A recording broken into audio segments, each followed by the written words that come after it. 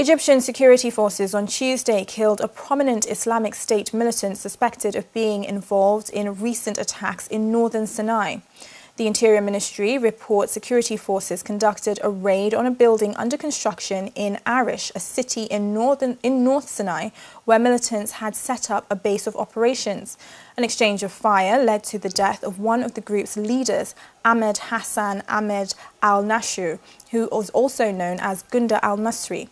Another is believed to have escaped. The Interior Ministry also said earlier in the day police had killed 2 other prominent members of the Hassam movement, which has claimed several attacks in Cairo over the past year. A civilian court in Morocco has sentenced 23 Sahrawis to jail terms ranging from 2 years to life over the killing of 11 security forces in the disputed territory of Western Sahara. The case was referred to the civilian court following widespread condemnation of the 2013 verdict of a military court, which gave the group jail terms ranging from 20 years to life. Earlier this week, Amnesty International and Human Rights Watch urged Morocco to ensure that the civilian court's verdict was not based on confessions or statements obtained under torture or other ill treatment during police interrogations.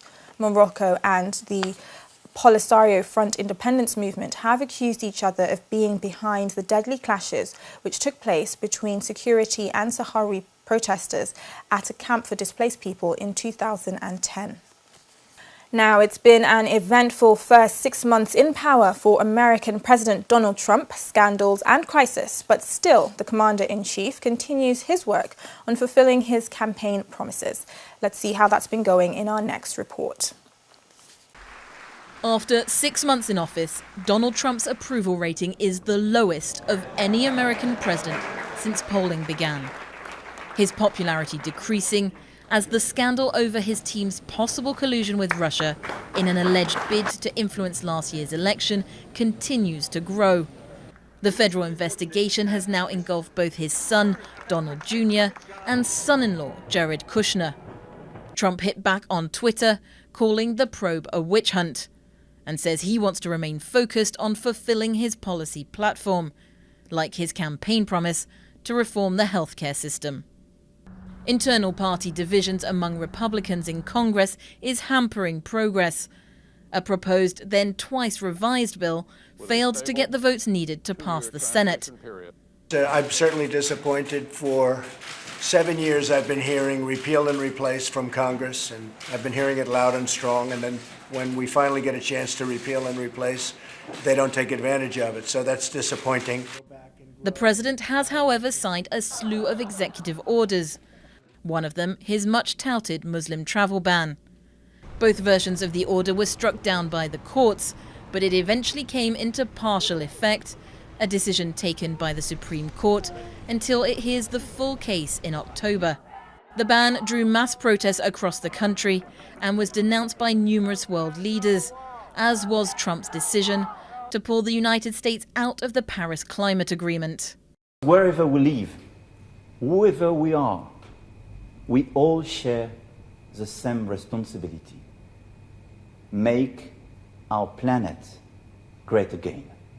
The US head of state has also slashed the budget for the Environmental Protection Agency and rolled back regulation aimed at curbing pollution and emissions. On the world stage, Trump has ramped up tensions with China following North Korean missile tests and put himself at odds with Russia over Syria, going against his own advice to Barack Obama and launching a military strike. The president has stood firm by his pledge to put America first in international meetings and multinational deals, notably by announcing the US would renegotiate NAFTA and pulling out of the TPP. Despite the controversy that has dogged his nearly every move, continuing economic growth and job creation means support from his base remains undiminished. A low-cost helicopter taxi service launched in Brazil is proving popular, with commuters wanting to beat the gridlock traffic of Latin America's most populous city. Let's see how that's going in our next report. High above Sao Paulo's congested streets, a fleet of helicopters zips the elite between work and play. But that luxury may become a little more accessible to the not-so-rich. thanks to a new low-cost helicopter taxi service.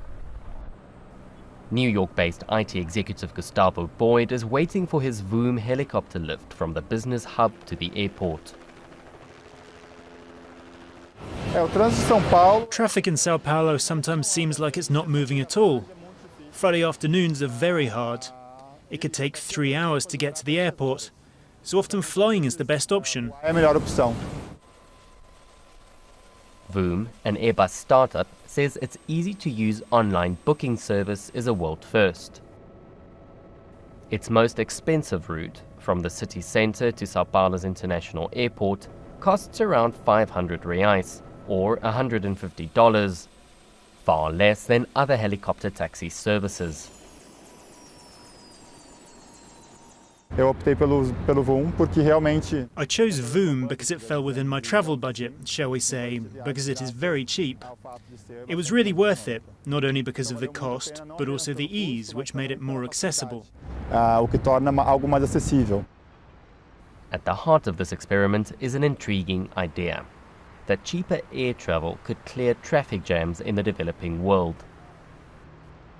Sao Paulo state has over 500 helipads and 700 registered helicopters, making it the ideal testing ground for Voom. Today, it's the city that is the most obvious place if you're going to launch a service like this. They also have a dedicated helicopter air traffic control and regulatory environment that's conducive to a service like this. Our hope is that helicopters and air travel more broadly become part of your urban journey. It's not all clear skies. On stormy days, the choppers don't fly. Most people still can't afford the fees, and some ask if the company can make a profit with these reduced rates. But for now, an affordable fee gets Gustavo to the airport in 9 minutes, well in time for a next flight and the last stretch home. South Africa's Geordie Smith makes history by recording the first perfect 20-point heat total at Jeffreys Bay. Smith, the two-time event winner in 2010 and 2011, and the current number 3 in the standing, posted his perfect 20 heat total in his third-round matchup with the 2017 WSL rookie Leonardo Fioravanti of Italy. This is only the 10th time that the feat has been achieved in more than 40 years of professional surfing. It is also the first time anyone has earned a perfect 20 at J-Bay and the first ever perfect heat for Smith. To be honest, words can't describe it. Never ever thought I'd be a part of that club. To be a part of it in my home country, rest in peace. It's on Mandela's birthday today. So I think he sent me a couple of bombs and I'm stoked. I think you've just got to reassess what the conditions are doing out there. Every single time you stand up a wave, it's a different scenario. So for me, just focus on what's ahead. And yeah, obviously this is incredible to be able to get to 20 points, but I'll have my lifetime to think about that after the next round. So yeah, just try and focus on the next heat. And yeah, just take it as it comes, you know. The 6th edition of the IPA, that's the Innovation Prize for Africa, founded by the AIF, which is the African Innovation Foundation, took place between the 17th and 18th of July 2017 in Ghana's capital, Accra. On the night, 3 African innovators were awarded for their incredible innovations. Let's take a look in our next report. From a smart bearing device that improves the generation of electricity, to a test that has the ability to diagnose 7 diseases, and a device that administers intravenous fluids and drugs, these 3 African innovators were applauded for their homegrown inventions that will seek to tackle some of the continent's most prominent issues.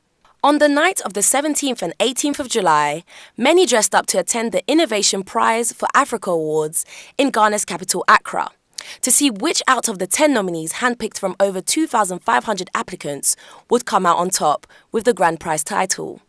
After a group of African dancers entertained the crowd, Ghana's reigning president, Nana Akufo-Addo, made his way to the podium to announce the grand prize winner. The winner is Ali Eshafi from Egypt. From the land of the pharaohs, Egypt's Ali El Shafiei won the $100,000 cash prize for his innovation, Semajib, a smart bearing device, which is made up of sensors that gather data and monitor the machine element that controls movement to improve the performance of turbo machines generating electricity. The prize, it allows me to continue developing the device. We have a US patent for it. We applied for a worldwide patent. The second prize winner, Philippa Ngaju Makobore of Uganda, walked away with $25,000 for designing a medical device that accurately administers intravenous fluids and drugs. And the special prize for social impact was won by Liberian scientist Dugbe Chris Nayan, who also bagged $25,000 for his rapid test that has the ability to diagnose 7 diseases, including Ebola, malaria, and yellow fever.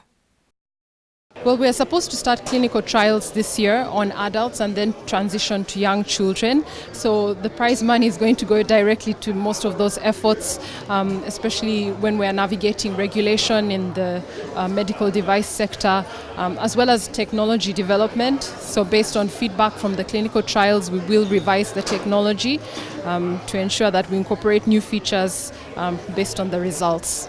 We do hope during this particular time to utilize the opportunity here to address a few things. One, specifically for our situation, we do intend to go for field trial in order to try our diagnostic test on a wider population.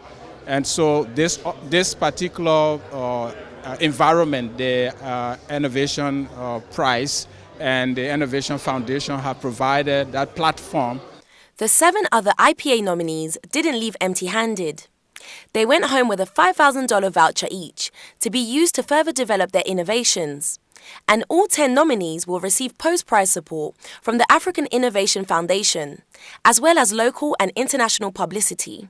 The Innovation Prize for Africa was initiated by the African Innovation Foundation in 2011 to help support African innovators by unlocking their potential and uplifting spirits in regards to innovation to contribute to Africa's prosperity. This message was reiterated during President Nana Akufo-Addo's speech as he pleaded for more African innovations and emphasized that future innovators are the leaders of tomorrow. The correlation between innovation and socio-economic transformation has been established. It is reassuring that African nations are beginning to invest in technology and innovation in order to become high-end players in today's global economy. With the aid of science and technology, the promotion of enterprise, innovation, and creativity, and the spread of democratic values, we can construct a new era of prosperity for all the peoples of Africa. Well, that's all from the Evening News team tonight. We'll be back at the same time tomorrow. See you then. Bye for now.